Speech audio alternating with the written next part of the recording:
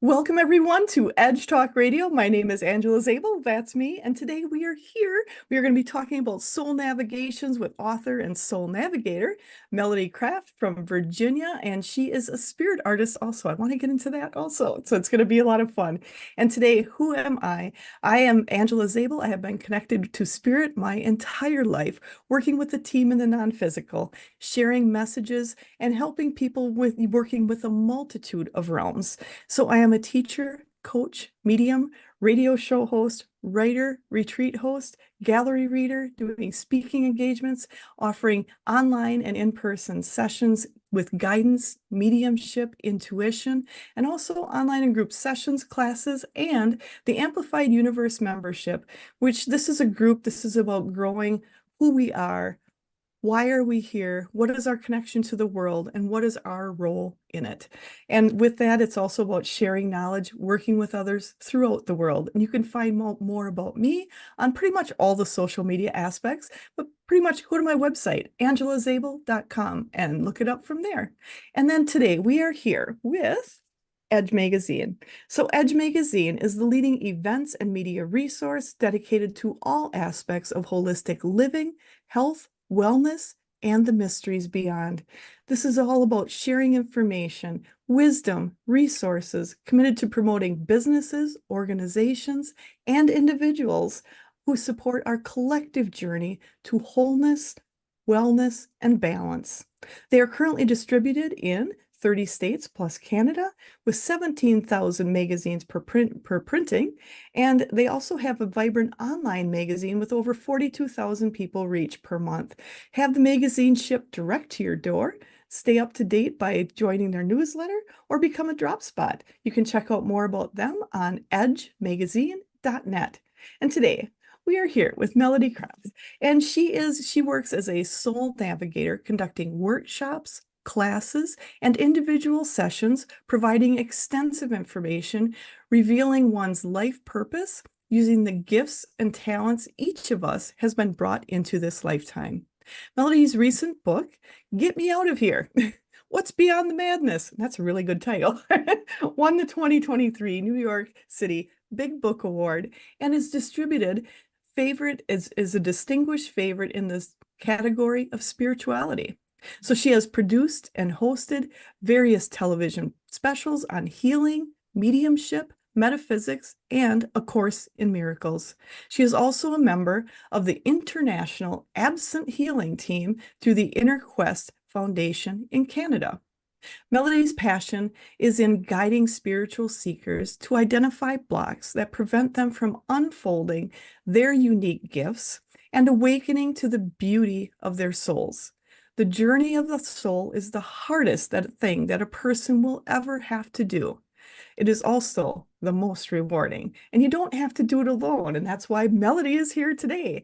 And I want to make sure all of you check out her website, melodykrafft.com. She's also on Facebook, LinkedIn, and all of those links will be down below. And also check out her book, Get Me Out of Here, What's Beyond This Madness? And check out her spirit artist information, because that's really cool too.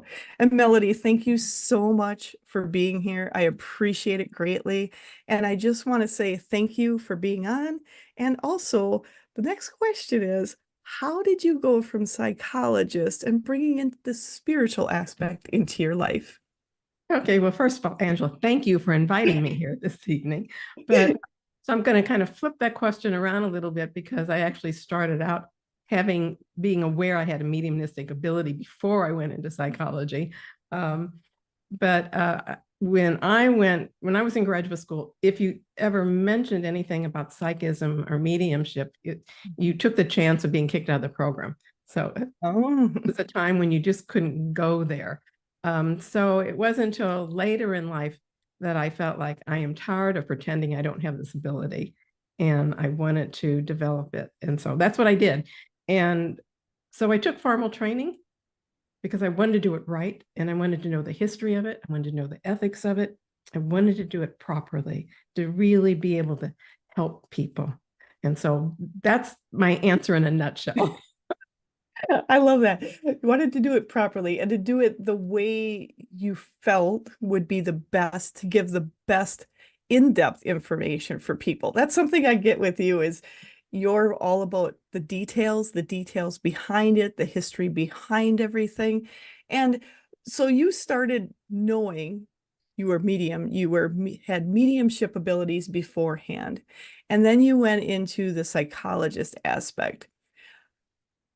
So this is just maybe a funny question a little bit because I'm hearing it from my team on the other side, is they're saying, so when you were going through the psychology, did you have the mediumship aspect coming in and working with you even when you were practicing and working towards your psychologist degree? I did. And I have to say, when I was younger, I wasn't even familiar with the term psychism or mediumship. And I didn't know anyone else who had these abilities.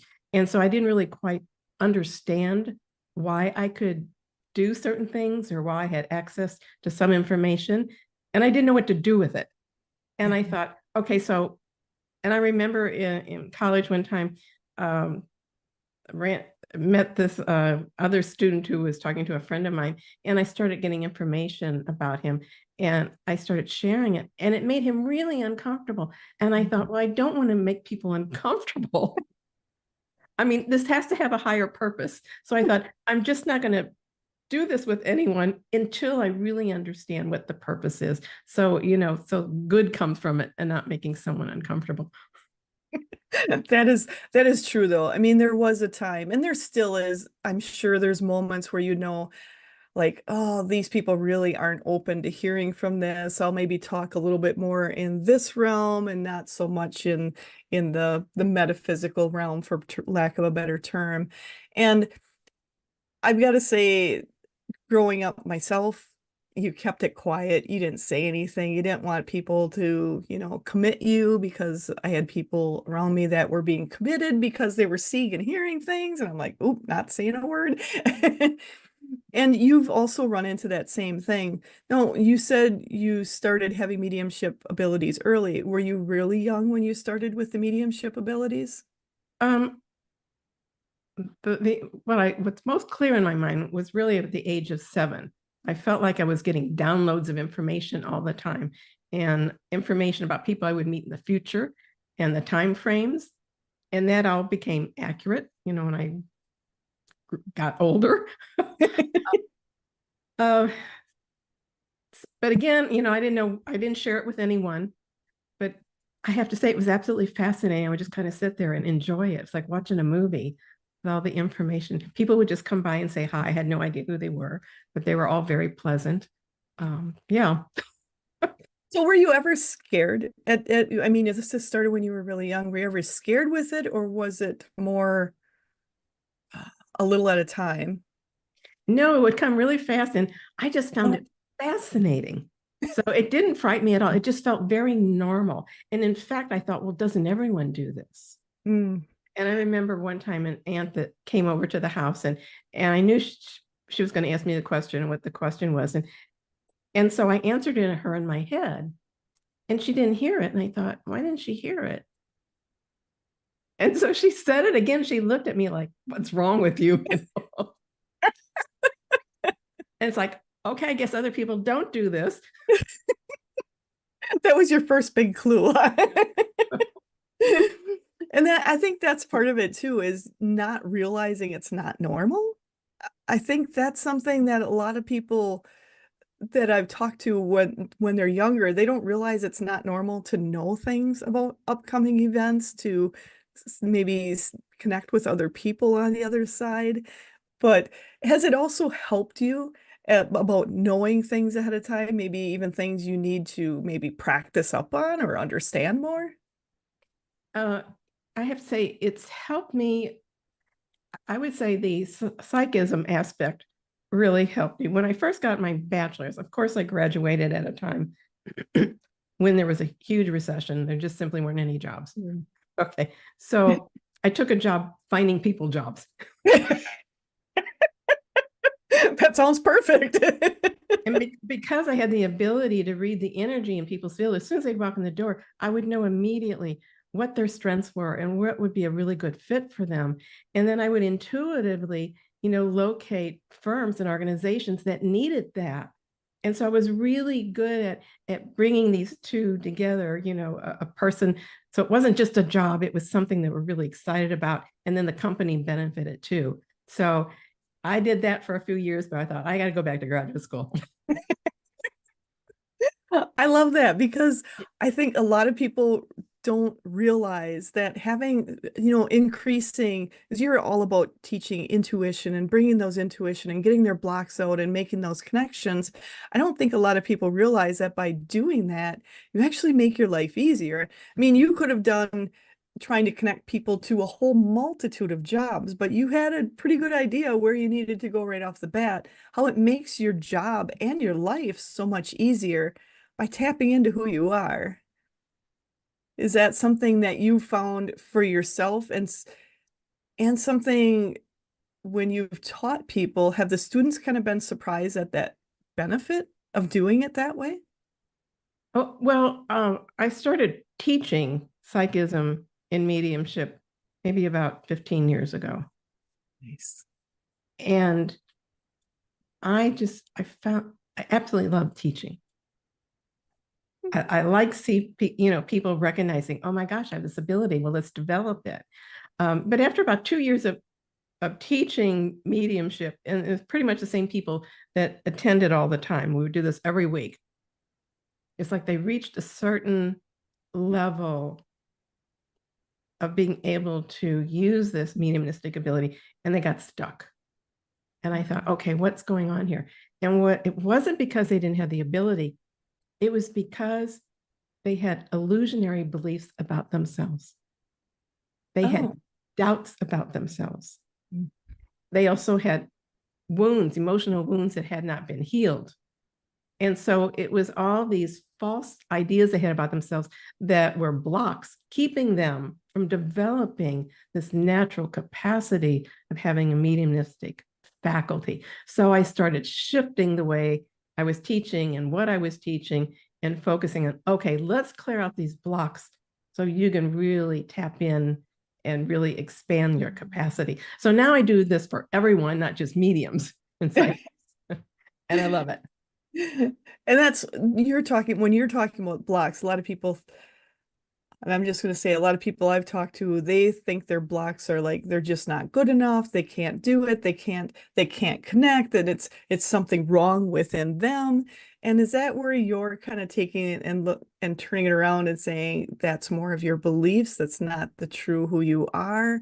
Is that kind of what you ran across, were people a lot of times what you said, doubting themselves and where they were at? And what are maybe some simple things people can do that can help them move through blocks like that?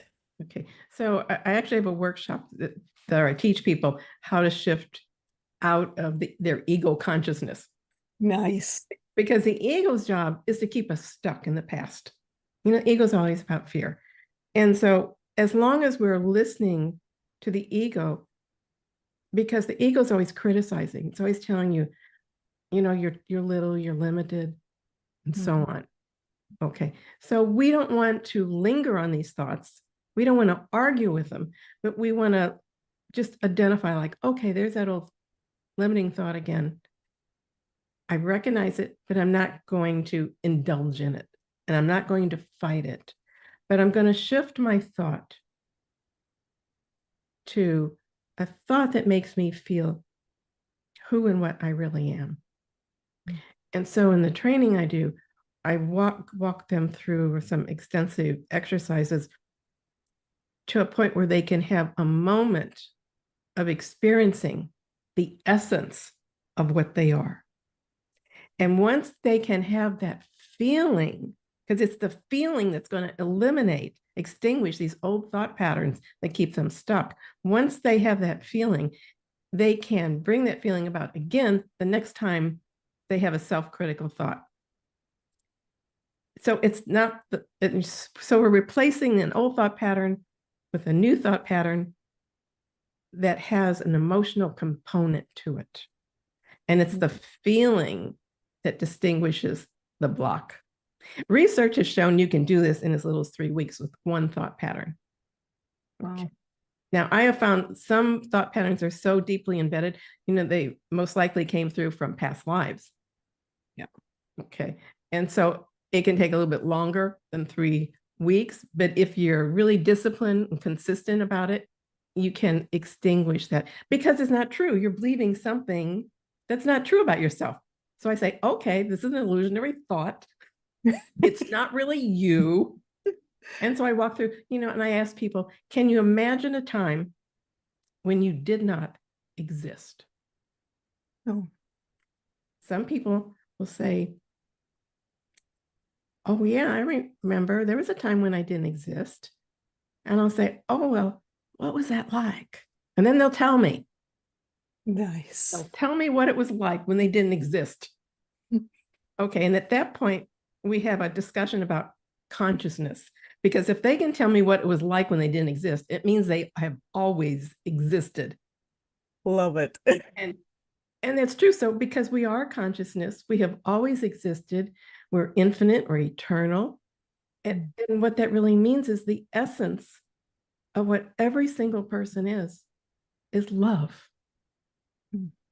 And anything outside of love is an illusionary thought. It's an illusionary identity. And so the journey of the soul is about people. I always tell them, life is about subtraction, not addition. Oh, interesting. Because you already have everything. Hmm. So what you're subtracting is all the false beliefs you have about yourself. And what happens, your soul starts rising and you start being more open to receiving guidance from your higher self and guidance from spirit and from source. So we're always subtracting and not adding. We've already got everything. I love that. I love that. And that is so true. To look at yourself as perfect, this perfect divine being, and you're just taking away that what you kind of covered yourself up with your beliefs and kind of letting those go, shedding those beliefs. That is so true. I love the fact, we are love. We are love in so many aspects. And feeling that and feeling who we are, that's so important. So important for people because I think a lot of times people get in that, I don't know if it's left brain, right brain, whatever word, you're thinking so logically, you forget to feel. You forget to feel. And that's been something I feel a lot of people have been doing for a long time is going in the logical brain and forgetting to go with how they feel, checking in with their emotions, checking in with their higher self, and that consciousness is so important. And that's something that you have been teaching so much. So when you're doing your workshop, is that just in person or is it also online? Since the pandemic, I've been doing all of it online. I love it. I love it because I feel a lot of people kind of got a little, everything went a little crazy during the pandemic part and that, but I feel there was so much good that came out of it with the ability for things like you're doing, where you probably maybe did some online before, but not as much. And now it really changed how people communicate, changed how people get together, doing more of the online. But I also feel, I mean, energy is energy and can go anywhere in any time or space. But I think it took a lot of people that maybe weren't as familiar with energy and the ability to do that to go, oh, we can communicate online. We can have that energy shift right between no matter where you're at in the world, and the energy is the same. So I think it was such a good thing, that part of it, especially for so many other people who would have never, ever, ever believe they could have any communication or online to now take classes and do things and open themselves and expand so many of us so much quicker. And that's something I'm so happy you're able to do. So definitely people go out there and check out her class. And that, what's it called again, the class you offer so they know what to look for? Well, every Thursday, I have a class called the Spiritual Awakening. Oh, no, I'm trying to think. I've met multiple classes. Every Thursday evening, I have a class called the Spiritual Gathering. And in that class, I never really know what we're going to do until about an hour before the class starts. I just wait until Spirit tells me what to do. So that brings up a really good point. So Melody and I were talking just beforehand, before we got on, and she and I were talking about how when we do classes, when we do workshops, we do different things, you get everything all planned out. And then what happens, Melody? yeah, Spirit comes and tells us to do something else. But I do plan out the first half an hour of the class, and we do the same thing every time we meet. And we do what's called sitting in the presence. Nice. And so we all get very quiet and raise our vibration. So it's like meditation. And what happens is we're building an energy field, and it's quite lovely. You can feel it even though we're on Zoom. You can feel the energy getting thicker and more concentrated. And it means that when we're not together on Zoom, we can tap into that energy because we've created a field of energy. So you can tap into it and get into a nice, quiet, centered place. But beyond that, I don't know what next Thursday is going to be.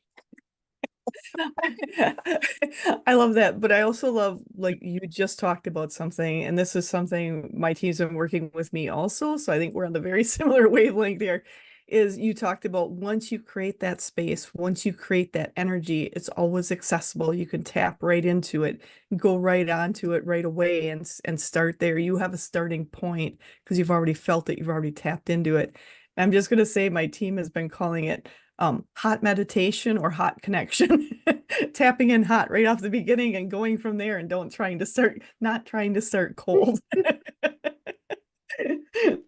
So I think that's something I feel is important for people to realize, though, that you can start on a place where you had great success and you felt things rather than trying to start cold and trying to build up to that once more.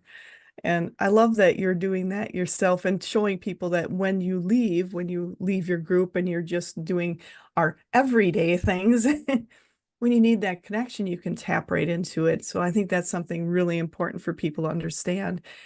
Things are shifting very quickly.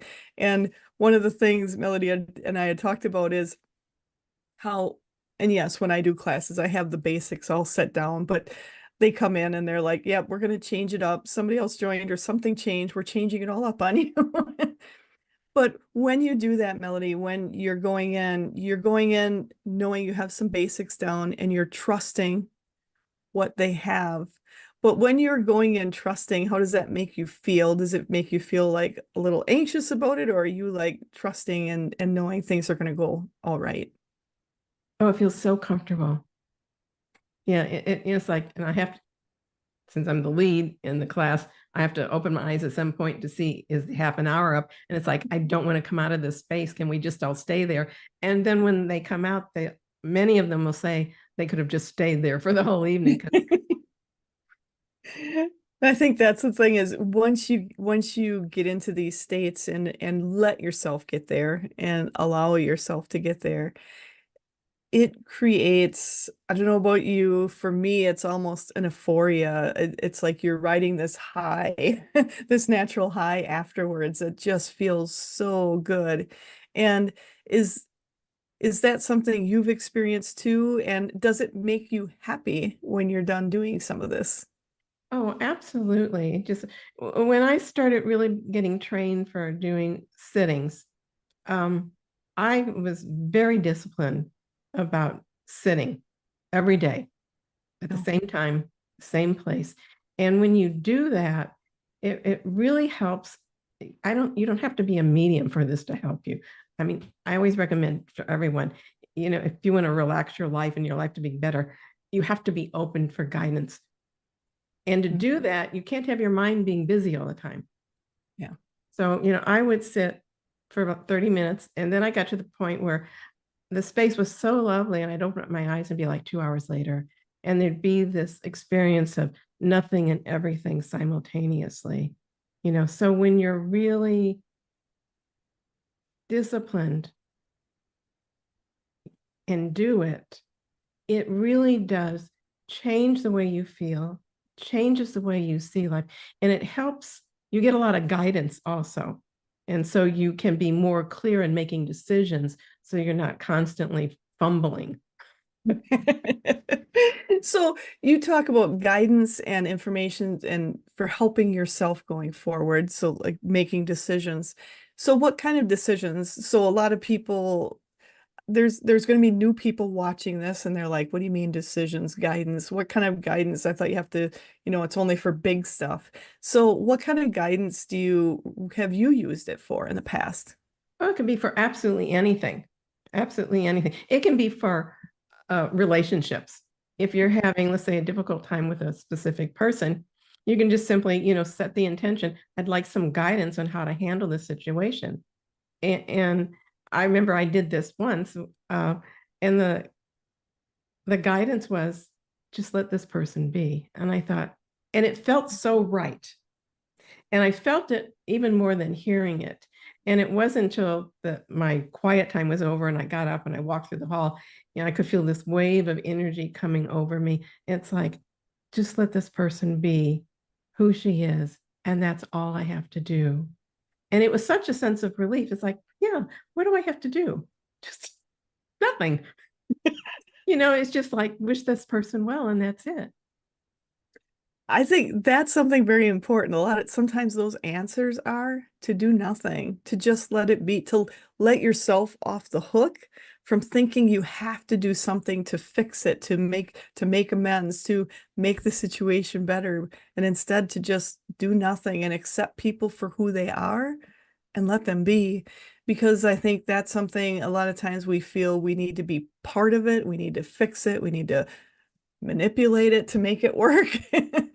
And that's not necessarily the right way to do it. I mean, the best thing we can do to help anyone is just, extend love to them and let them find their own footing in their life and what they need to do. I love that. And sometimes that's the hardest thing to do, especially, and I'm just going to say, I'm hearing, especially with parent and child and things like that going on, to step back, let them do what they need to do without interfering, without trying to make it better, knowing they also have their own path and they also can find their footing. I think that's the one thing is understanding. I'm just hearing and feeling, understanding that everybody is divine, even children, and that you sometimes have to let them make what we feel is mistakes, but is really good learning experiences for that. And they're just telling me, they're going back up. They're saying, of course, you have to make sure children are safe and take care of children. It doesn't mean you just let them go rogue and do things like that when you have younger children or doing things like that. But it's understanding there's times when you need to let them take their own steps. You need to just be that support behind them as they take their steps. And that's something a lot of people, and I've had a difficult time standing back at times too. So, but hearing those words and feeling them, and I like how you said you felt the words. It's like you had the feeling of letting things be. And I just want to talk a little bit about when you're helping people getting through those blocks, working through whether it's mediumship, intuition, when you're helping them go through that, are you also helping them, or are you also helping them understand that some of that is also a feeling as much as words you may hear in your head? Oh, yes, yes. And that's with guidance. And I guess when you're teaching, what are ways people can get information? What are the different ways people may receive information, or you have received information? What are different ways you've received information? Okay, so some of the people that have come to my mediumistic classes, they had previous training and they were all about the clairs. And so I want you to, I'd say, just forget all about this. Forget it. Thank you. What we have to do is develop a practice of sitting quiet. We want our mind to get quiet because we want, and I always ask them first, why do you want to be a medium? It's important to know why. Mm. know? Is it because you really have this sense of being of service and healing for people? Or is it, can you imagine yourself on the stage and you're thinking, wow, my ego is going to be really big? You know, you need to find out why you're doing this. And now I forgot what your question was. It was all the different ways and ways that you have connected or have information has come in for you or for students. Yeah. Okay. So the really the goal is to get to the point where spirit, you can allow spirit to blend so completely with you, is that you really have this field of knowingness about everything about the person, how they move, how they feel, you know, how they think. And so it's not about hearing or seeing, it's about the feeling. I love that answer because that's something I've been letting people know or working on getting that out there is the feeling has more information in than any of the clairs, like, you know, seeing it or hearing it. And I feel the feeling of it has much more information to start with than anything out there. And then you add it all together. But that feeling is so full of emotion, so full of information, so full of guidance, if you're willing to step into the feeling of it and go from there. Yes, absolutely. And as you've been working with people, so you've had different television specials on, and you've done healing, mediumship, metaphysics, and A Course in Miracles. And you were also part of the member of the International Absent Healing Team. So can you tell us what the International Absent Healing Team is, what it's about? Well, that's the Inner Quest in Victoria, Canada. And so I received most of my training from Brian Robinson and Simon James, who are the founders and directors of that. And I have to say, I would say they're like one of the best mediums alive today. Nice. I mean, they are incredible. They love teaching. And they teach in the classical way. You know, they were trained by Gordon Higginson. You know who Gordon Higginson is? Okay. Yeah. So I learned spiritual healing through them. And it's based on Harry Edwards' work. Harry Edwards was a spiritual healer in England, and he documented all the work he did. And he had thousands and thousands of people that would come to him. And he had such a high success rate of people being healed that he turned all that documentation over to the medical field. And the hospitals in England today allow spiritual healers to actually work in the hospitals. Nice. So much Nice. documentation. So anyhow, so I went through the training for that, and it's absolutely beautiful. So you're not, you know, calling yourself a healer is like, you're not really the healer. You're the channel that the healing energy flows through you to the individual who needs healing. So you do not need to know what the medical health issue is with that person who's receiving it. In fact, you're better off not knowing. So you don't want your mind to jump in and direct your own energy. You just want to be an open channel for that flow through to the person. Now, when you do this effectively and work with a group of other spiritual healers who will function as batteries, you end up condensing energy, which allows this to happen properly. And you only need to do it for 2.5 minutes. Nice. Now, after I learned the training and I came back to Virginia, and so I gathered 8 people together that I knew that would be interested in this. And we spent a day and I trained them how to do it, all the things I wanted to do. And then I invited this gentleman, and I knew who had cancer. I said, "Are you open to this?" And he was. And so, you know, we're surrounding him in a circle, and he's sitting in a chair, and we're just elevating our vibration to allow those in spirit who are effective at healing people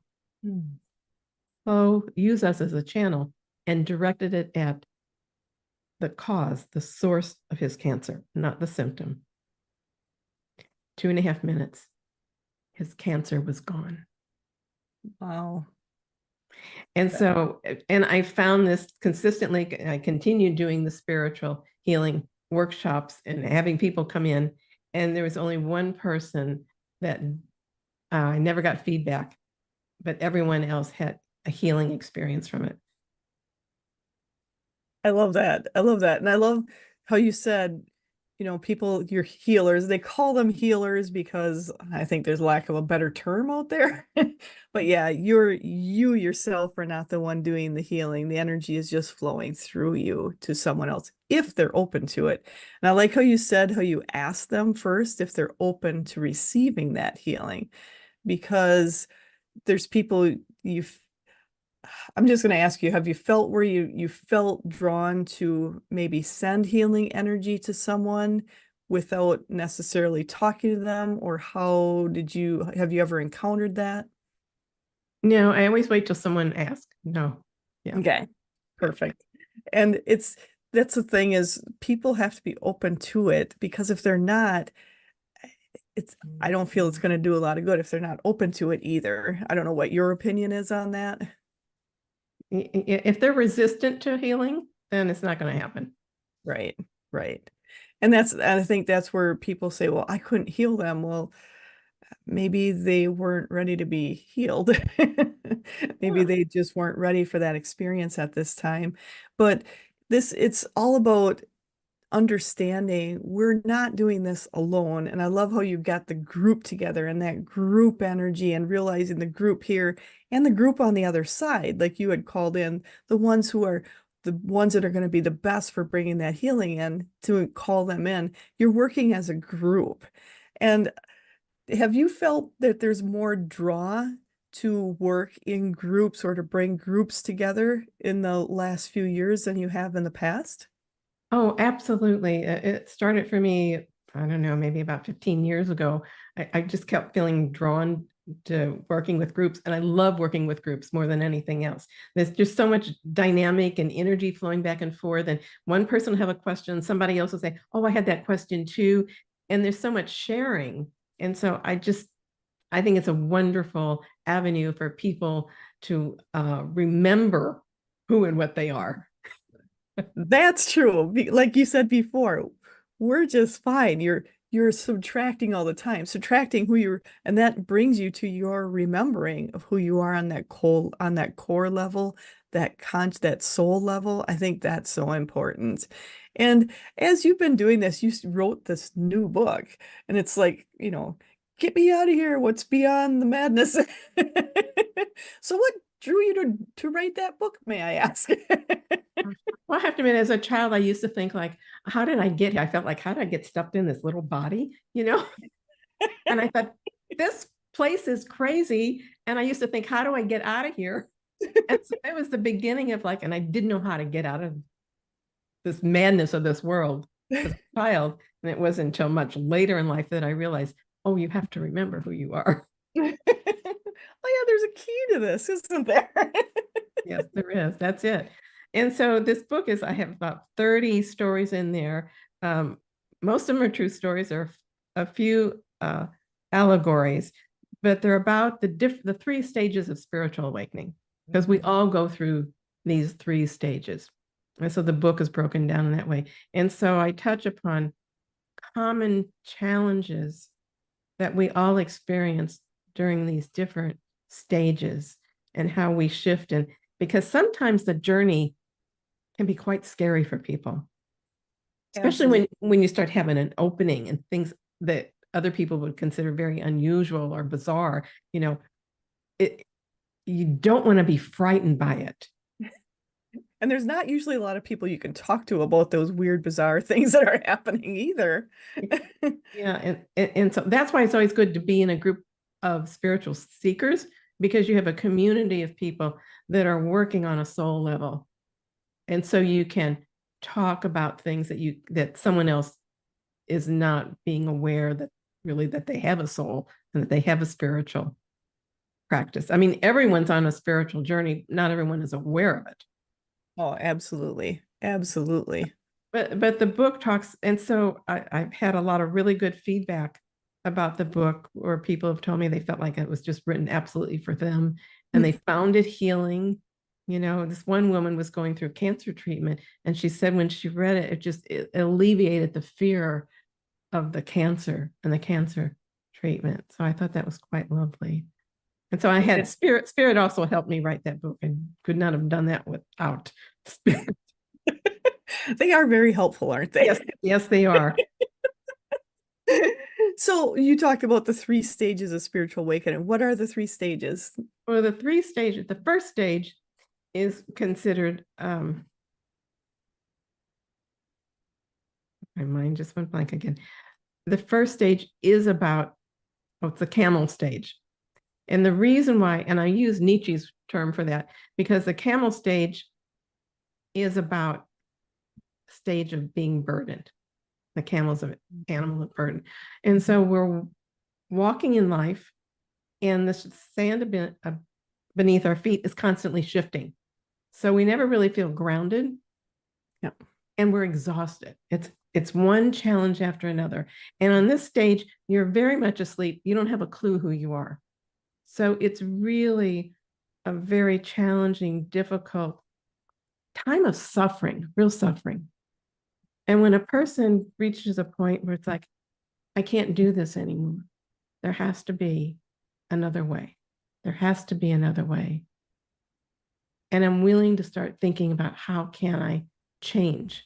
And when that happens, you shift into the second stage, which is referred to the lion stage. And the lion is about killing off the illusionary beliefs. Oh, well, that's really good analogy there. And so you have many different levels of consciousness and stages in the second stage of spiritual awakening. And so the book focuses primarily on that, because only people that are in the second stage are going to even be appealed to going to pick up that book and read it. These are individuals that recognize, I need to change. I don't know exactly how, but let me see how much this book will help me. And so I talk about the stories in there about, how we have to listen to our intuition, and what happens when we don't, and what happens when we do. Talk about past lives. Then eventually I get to the third stage, which is referred to as the innocent child. And the reason why it's called that is because once we reach that stage, our consciousness has been elevated to a super consciousness and even a Christ consciousness level. So we now know who we are, and we realize, oh my gosh, I've always been innocent. This has just been a mad dream I've had up to now. None of it's been real, because I've had an illusionary identity, and it wasn't the real me. And so now you're in a place of recognizing the essence of what you are is love. And this is your real power. This is where miracles happen. This is how you can help heal others. Yeah. I think that's something I think a lot of people will get a lot out of your book. There's a lot of great information. And when you were talking about some of those stages, like, oh yeah, I was that one. Oh yeah, I was that one.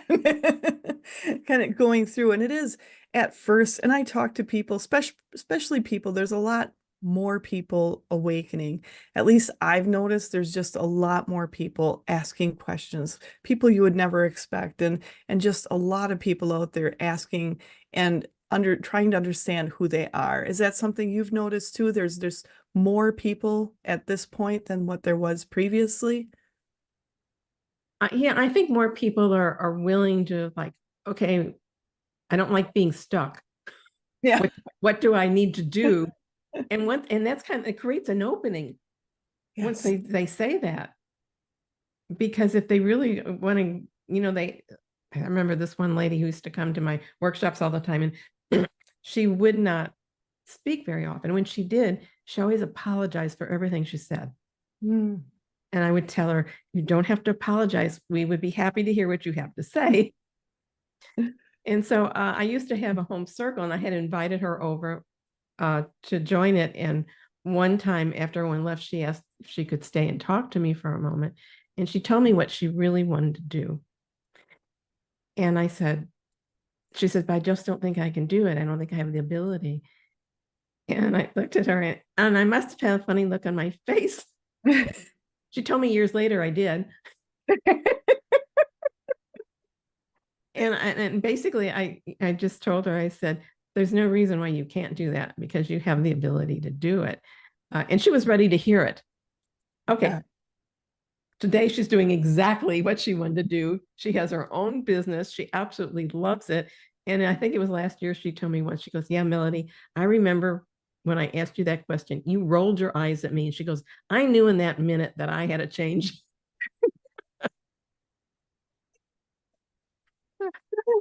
I love that because I mean, you see it. I love talking to you because it's like you see it with other people where they're questioning their abilities and you're kind of looking like, what are you questioning and why?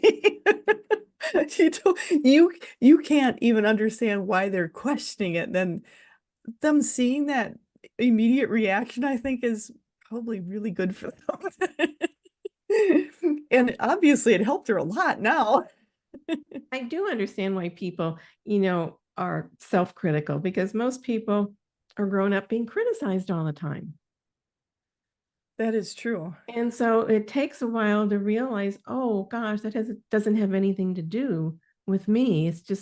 It's a old habit formation. And I need to step out of it because that's how they can move forward. Absolutely. And I think that's something really important for people to hear. A lot of this is habits and information from people around us growing up. A lot of those habits, we hear it. And even growing up and beyond, you look back at how many times you've been criticized. It's like, it's a lot versus how many times you've been maybe bumped up and supported. It's usually more criticizing than support. And to realize and go through that and go, oh, it's kind of what's status quo for many, many years, and breaking that pattern and doing it differently for yourself, but also the next generation. What a difference it's going to make when you're going through all those old patterns and releasing them and helping with the next generation, helping to even think about the words you're speaking about yourself, the next generation, and people around you. Have you noticed the difference in how you interact with people, how you um, talk with people since you've been on this journey? Now, I know it's been a while you've been on this journey, but is it something you're more cognizant of as you've gone through this? Well, I know that I've changed over time because, I'm also letting go of old illusionary beliefs, which allows me to be more effective in what I do. I think that's something people don't realize is the people who are teachers, the people who are out there, having businesses, showing and helping other people, for them to realize we're also shedding and changing our beliefs along the way. And we're just shedding our beliefs ahead of the students is what I like to say. So, so is that more of what you found yourself? You're kind of shedding them ahead of the students? Yes, you really have to. And what I've also noticed is like if there's too large of a gap between my level of consciousness and the level of consciousness I'm working with, then there's no bridge. So you have to be aware of who you can work with where you can be effective. I like that. I like that.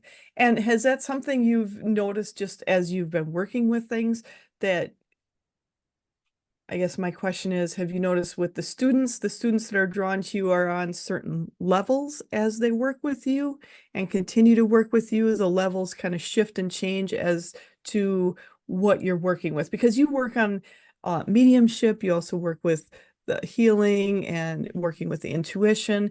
Have you found like different levels of understanding from the students that match up with you? I think really from the very beginning, I've been very fortunate in attracting people that are ready to hear what I have to say. But I have to say, I would sit in silence and I would ask Spirit, please only send me people that I can help because I know I can't help everyone. That was a perfect point right there. Knowing you can only help the ones who are going to resonate with you, who are ready to hear what you have to say, and you can't help everyone.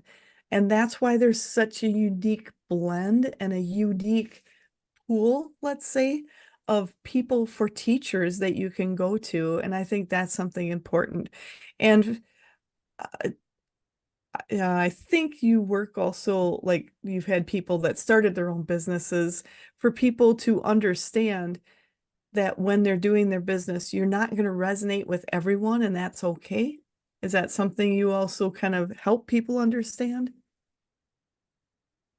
I have to say that has not come up because once they're ready, it's kind of like they just start flying. And Well, I have contact with many of them because many of them have really gone off and doing wonderful things and they're really experiencing joy in their life. And what's so beautiful about it is they're helping others now. So it's creating like this ripple in life. So it's not just me, it's many people. They learn something and they take it and they share it with someone else. And that person takes it and they share it with someone else. So it keeps growing.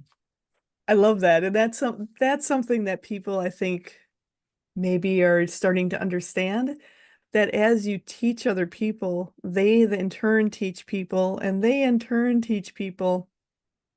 There's no way one single person could reach the amount of people that the network of people can reach. And they're all a little different. Everybody you teach is all a little different. They all have their own little unique aspects to them, which makes them drawn to the people that maybe wouldn't have been drawn to, say, like you or I, but they're drawn to someone else, another student, that they're drawn to them. And some people, I'm just going to say this, they're bringing up the new energy is all about bringing that collaboration together, having a network of people, and not to look at it as something. There was a lot of competition, and that's part of the old energy. Have you felt it more of going forward? It's more of a collaborative energy than a competition energy?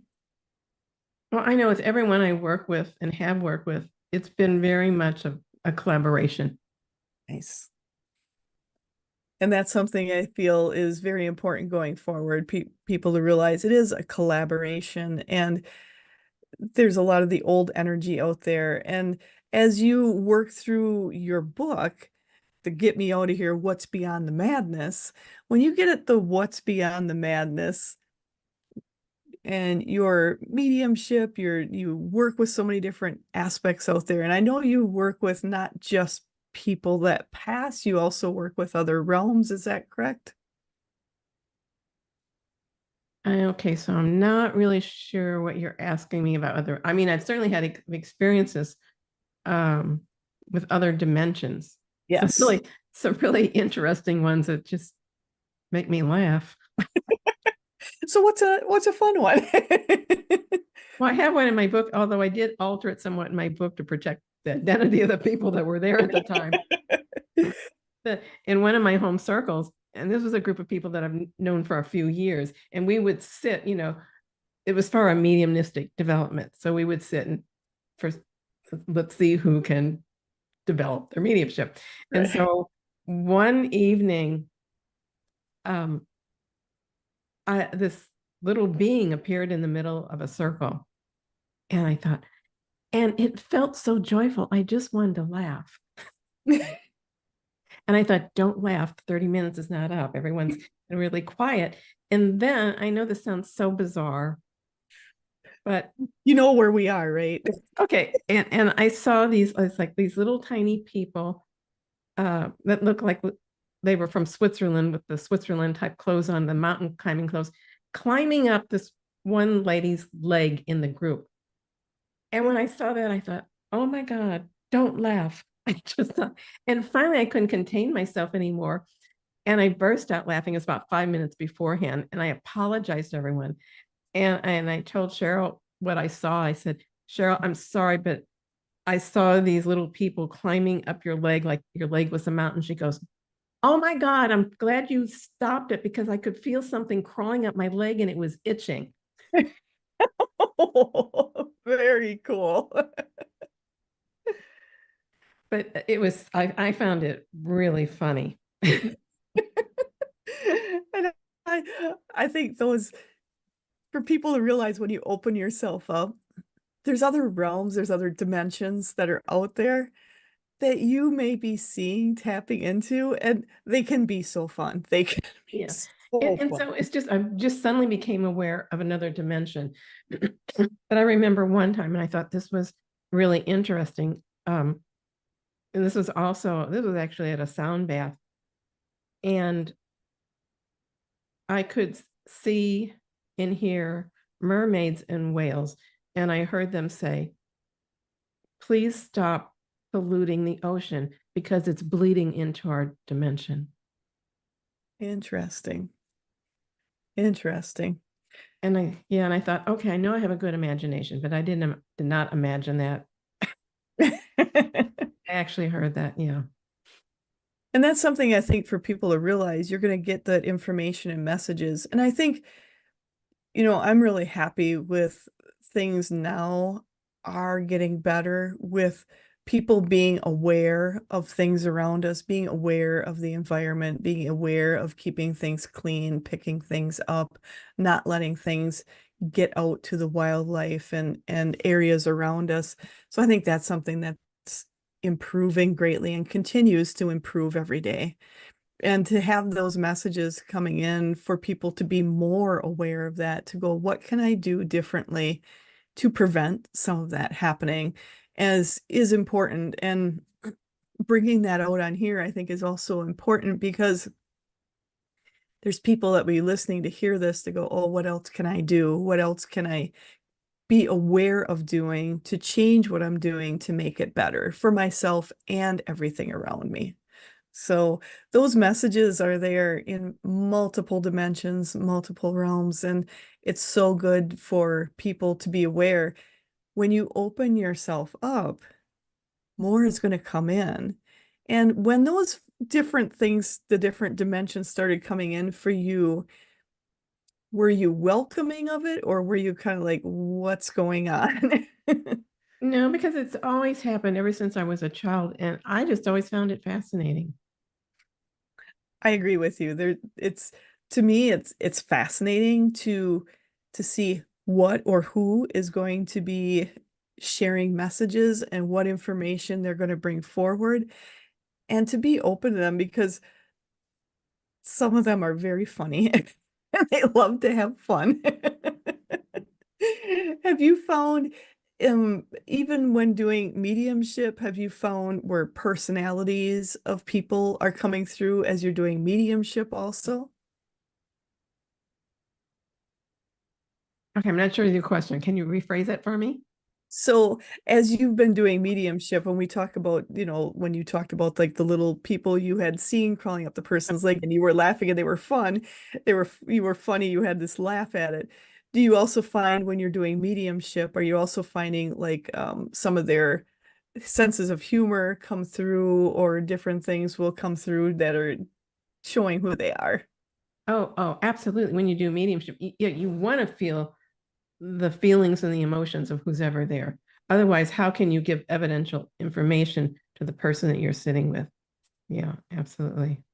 I love that. And it's being, as I've talked to some people where, and it's a lot of newer people and ones that have been doing connecting for a while, but some people are fearful of feeling the people when they're doing mediumship, feeling those people coming in.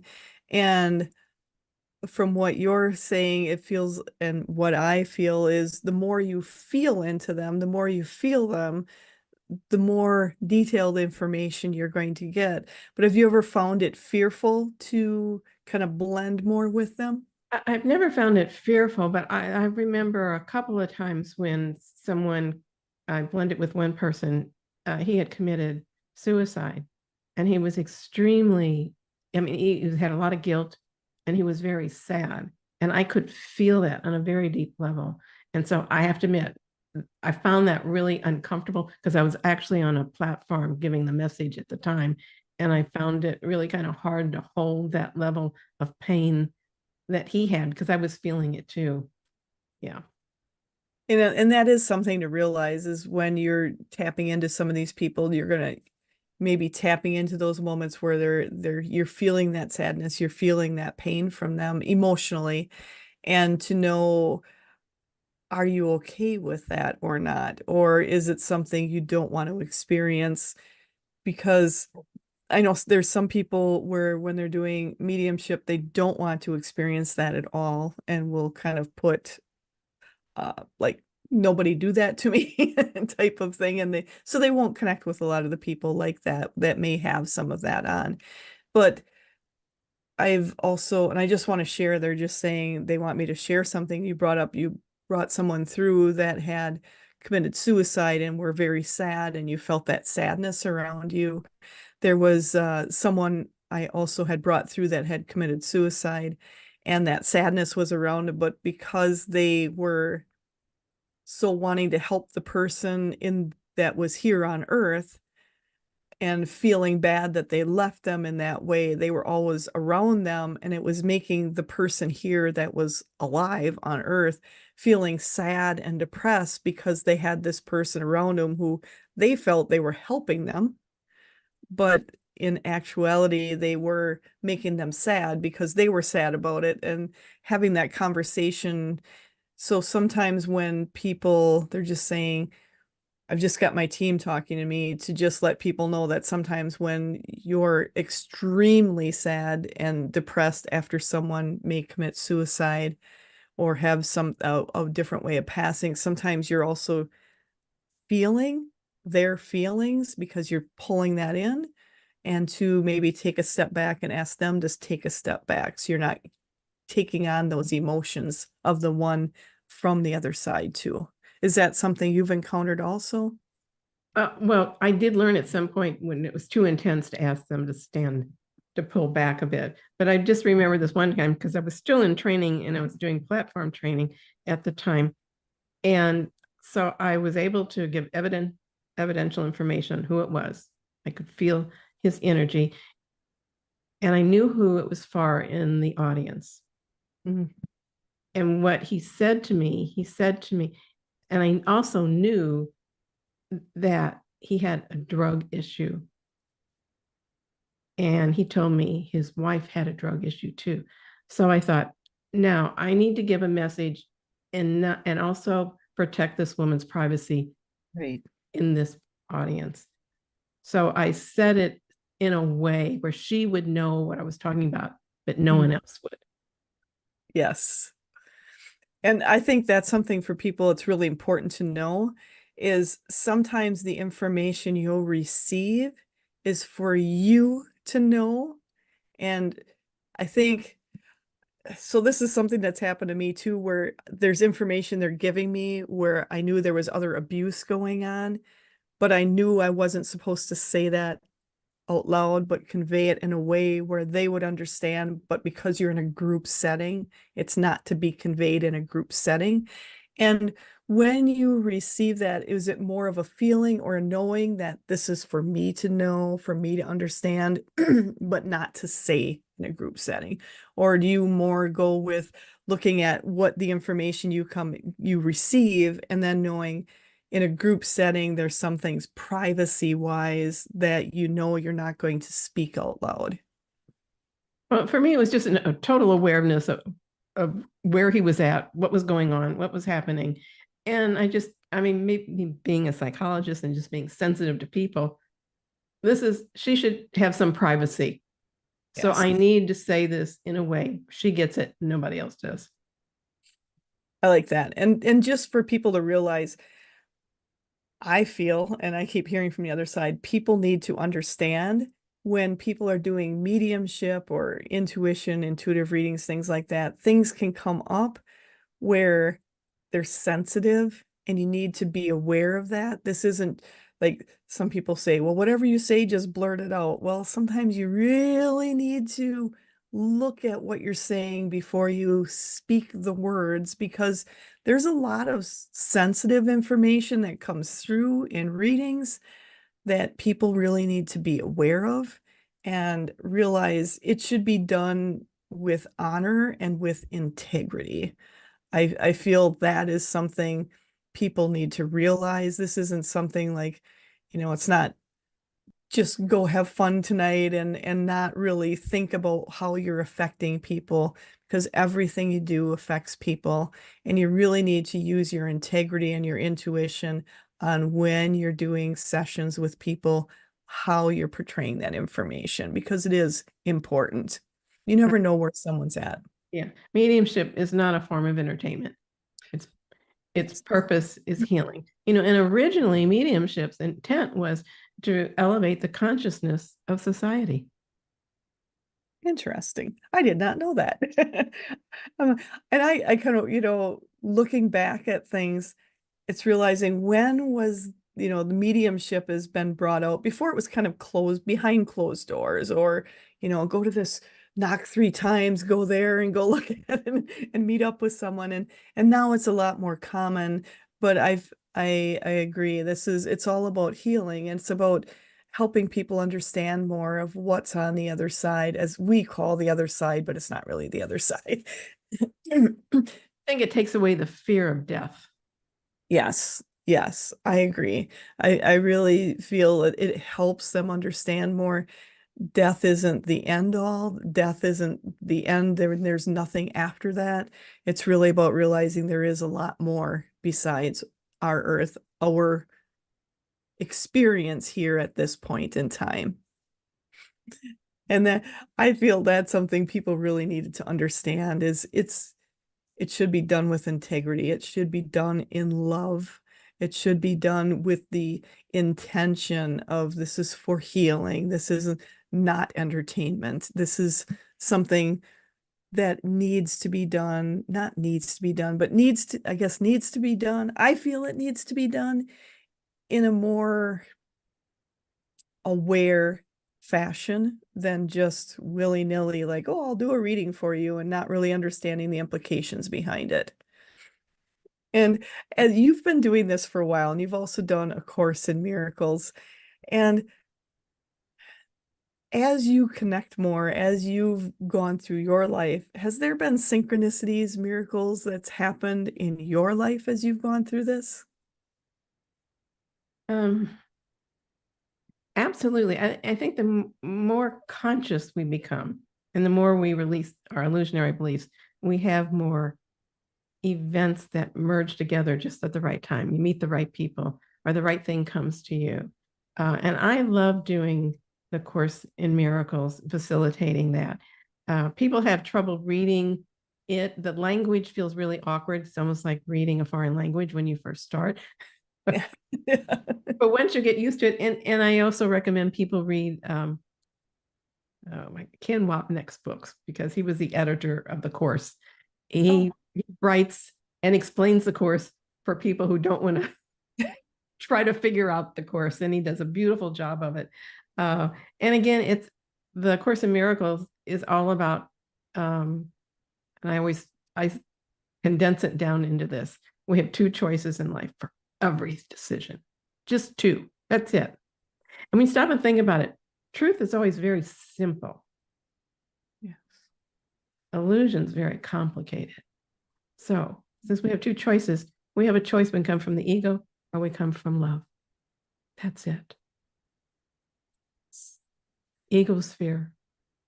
The Holy Spirit is love. And the Holy Spirit is just the communication device, that how we connect with spirit. Love that.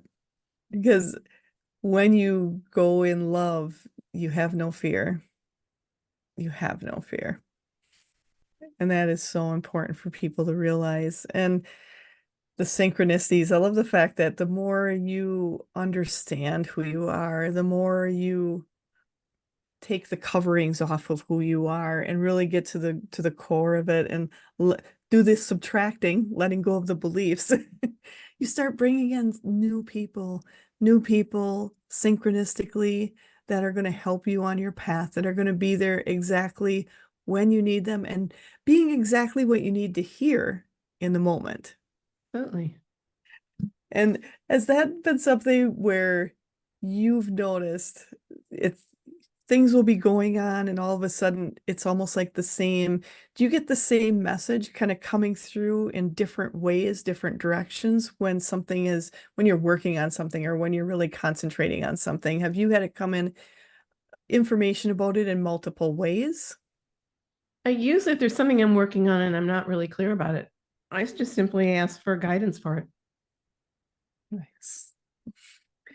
And it's asking for guidance without any expectations of how it's going to get to you. Is that something that helps the most? Oh, yeah. I always tell people, do not have expectations of any kind for anything in this life. No expectations. If you do, what happens, you're setting yourself up to be disappointed because you have no control over anything in this world except for your own thoughts. Very true. Very true. And I also feel when you put expectations on there, you're almost putting limitations on who you are and what you can receive and where you can go. Because our expectations, we're having expectations from a lot of times our human aspect and not really tapping into our soul aspect of what our possibilities are. That's right. That's right.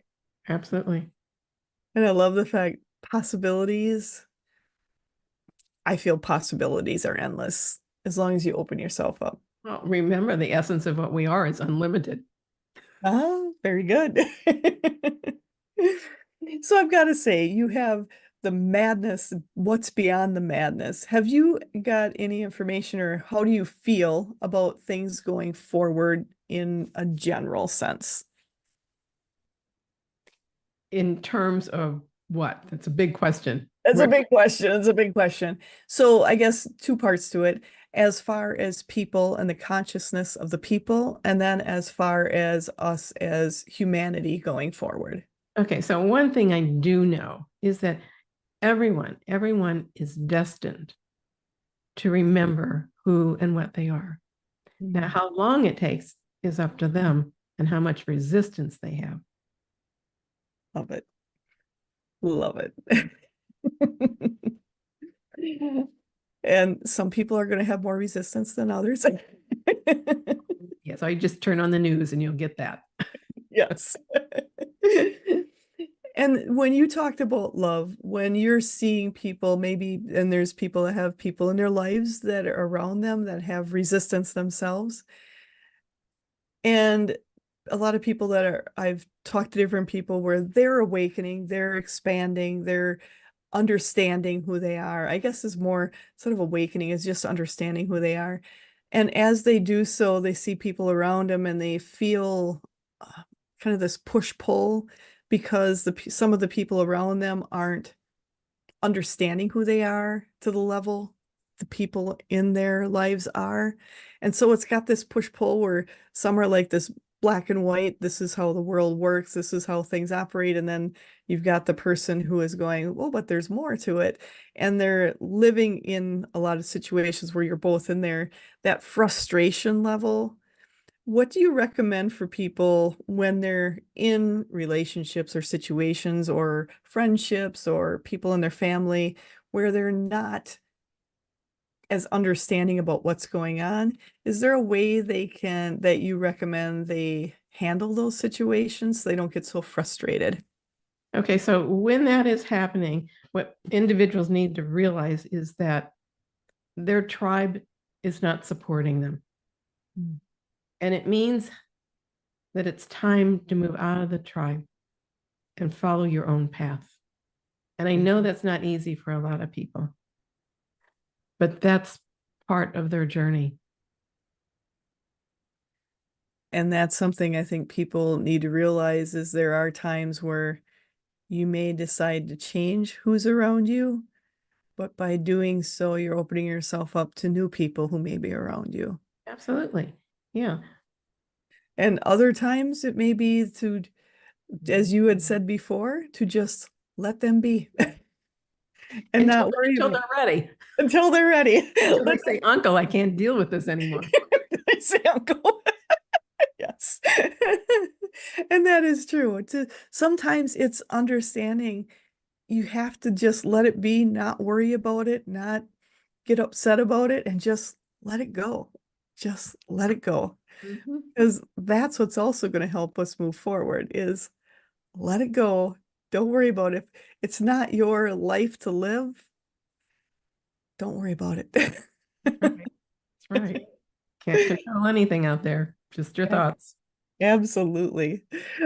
Well, I just wanted to, is there something else you'd like to cover before we close tonight? I can't think of anything. Oh, I did have one thing they wanted me to go back to quick. You're the spirit artist. How did that start? Well, I always saw people when I was a child, and being an artist, I would draw their faces. And so it wasn't until, oh, maybe what, again, about 15, 20 years ago, that I started getting serious about it. And I would sit and draw the likeness of individuals for our clients. And when I first started out, I thought, okay, I'm just going to practice this for 1 year. And I knew this one therapist, and I asked her, can you give me names of people you know that I do not know? And I'll draw an image of whoever I see around them. And so, and so that way it was a nice disconnect in the way that I couldn't be influenced. And so I would draw like the deceased mother of someone, and then I would get feedback. So I did this sort of thing for about a year until I felt really comfortable that I was getting accurate information. And so, and I've always had, when it comes to art, I always had like a photographic memory. So even if the person was only there for like 3 seconds, I could hold on to that image and then draw it.